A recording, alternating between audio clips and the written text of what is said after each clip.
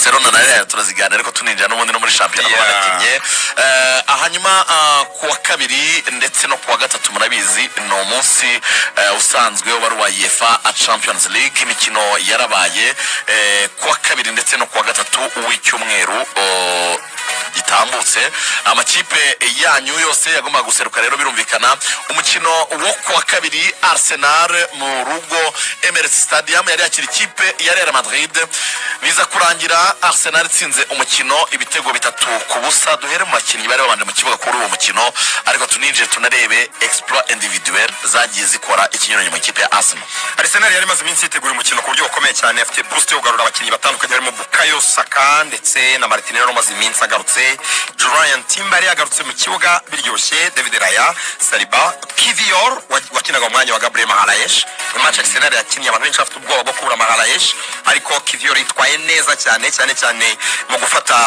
Kylian Mbappé n'ababonye tackle yateye Kylian Mbappé amwambura umupira mu buryo buryoheye amaso Lewis Skelly Timber Odegaard Partey Rice Mikel Merino Martinelli na Bukayo Saka mu gihe Real Madrid nyine bwari bwa butatu butagatifu bw'imbere Vinicius Mbappé na Rodrigo Jude Bellingham Kamavinga na Luka Modric Kamavinga abonye ikarita itukura ku ikarita ya kabiri y'umuhondo bizatuma nasiba umukino ukurikira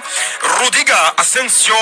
Valverde yarahengetswe iburyo David Alaba ari ibumoso akina nabi cyane ndetse kandi n'umuzamu Thibaut Courtois ibitego rero ni ku munota wa 58 bavuye kuruhuka Declan Rice kuri kufra nziza ateye mwishinya rigizamu hanyuma kandi abisubira ku munota 70 kufra ebyiri ziryoheye amaso bwari ubwa mbere umukinnyi umwe atsinze kufra direct ebyiri umukino umwe wa Champions League muri knockout stage karagahigo yanditswe mu bitabo by'amateka Premier League ndetse kandi igitego cya Mikel Merino kuri assist niba mbyibuka neza ya Miles Lewis Skelly mwana ukiri muto cyane rwose gusa burimo gukina kuri gatatu ikipe ya Arsenal 3 ku busa Madrid irabirya itegereje cyo gukora kibitangaza kuri Santiago Bernabeu habaye byinshi cyane nyuma y'uyu mukino habaye icyo bita team talk ikorwa n'abakinnyi hagati yabo ubwabo uwo bita Valverde yarongeye yibutsa abagenzi yo ko ari ikipe ya Real Madrid ifite ibikombe 15 ahubwira ngo tugomba gukina retour turi mu rugo kandi tugabona igitego ku munota wa mu minota 15 ya mbere kugira ngo tuzabashe gukora remontada irashoboka mu mboni zawe amateka ahamya ko Real Madrid itaragaruka ibitego 3 muri Champions League 3 yigeze kugaruka 2 ubwo abitsindwaga n'ikipe ya Wolfsburg ariko muri knockout stage ntiraza tsinzwe 3 iyo apana izindi zagiye zigarukana 3 ariko Real ko ngo atsinzwe 3 match banzika usibye ko bidakonse no kubaho ngo igaruka itsinde 4 ikomeze ntabwo yari biraba muri ibi bihe nyine byavuba Dortmund 2013 yayitsinze ibitego 4 yabatsinze 4 bo batsinda 2 batsinda 2-1 ku busa yego iri kosa yarabasezereye kimwe ndabyibuka ariko mu none 5 ya mbere yanawushije igitego gikomeye Mesut Ozil ndamugano ushobora kuvuga ko itaravina ibitego 3 ariko none ntabwo bakunda kwitsinda ntabwo bakunze kwitsinda gutyo ubusa ya icyo nicyo cyambere abantu bamenya ariko hari mite ibintu abantu bizera hari ibintu abantu bizera bidafite ishingiro byiteka ryose bibwira Real Madrid ko idashobora kuba yatakaza umukino mu gihe yumva yuko ifite ubushobozi bwo kuba yabikora ikaba yagarura umukino buri gihe yumva ifite muri control abantu bumva yuko Real Champions League yivuzwe ishobora gukora icyo ari cyo cyose ikagarura umukino icyo ni mite icyo kirahari kuko yagiye itsinda cyane ikafite Champions League 15 none muri no myaka vuba mu myaka 10 ishize kabitwaye meshe 3 yaremyemo abantu ikintu cy'ubwoba iteka Real Korea ibitangaza bakagarura match za Man City buryo yayisezereye bakagarura uburyo yagisezerera amakipe nka za Chelsea donc bakavuga ya minota yanyu mu buryo Real ikora ibintu bidasanzwe ikaba yagutsinda cyane kuri stade yayo cyane Bernabeu nibyo ariko tujye muri realite noneho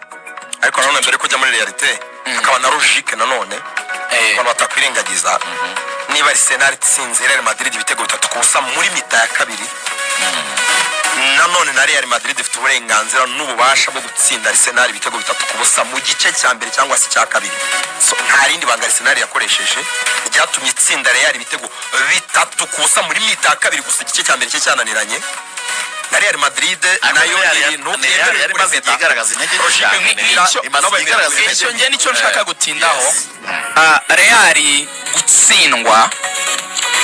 biragaruka bikanahura n'indi mikino myinshi yaba muri La Liga ndetse no muri Champions League uko yagiye yitwa cyane rwose. Reka tubanze dufate nk'ikipe ya Real Madrid yagiye kujya gutakaza iyi match ya Arsenal 3-0 nyamara yari yatsindiwe mu rugo n'ikipe ya Valence 2-1 muri shampiyona. Naho bidahagije match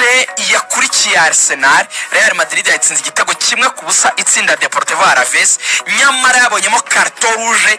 irimo betize ni donc irimo ibintu by'ubwenge bucyujije ubugoryi ikintu cy'ubugoryi cyamba donc yakandagiye umukinnyi donc basubizagamo Leranti yaje abigambiriye yafunguye ikirenge amukandagira adakurikiye Mbappe. Abasesenguzi bose banenze Mbappe bavuze ngo uyu mutwe munini wa Mbappe umaze kubyimba nko kumva ko yakora ibyo ashaka byose ku bandi bakinnyi kubyara ugasimbuka undi kiguka nkuriya yagira amahirwe make ikirenge kikaba kiryamye hasi yari guhita acika ukuguru. Bagaragaje ishusho kuri bench y'abakinnyi barimo ba Modric ndetse na ba Brahim Diaz bavuga bati ni carton rouge ya nyayo, ati bagaragaza iyo kick yakoze umutoza Ancelotti yahanwe yari hejuru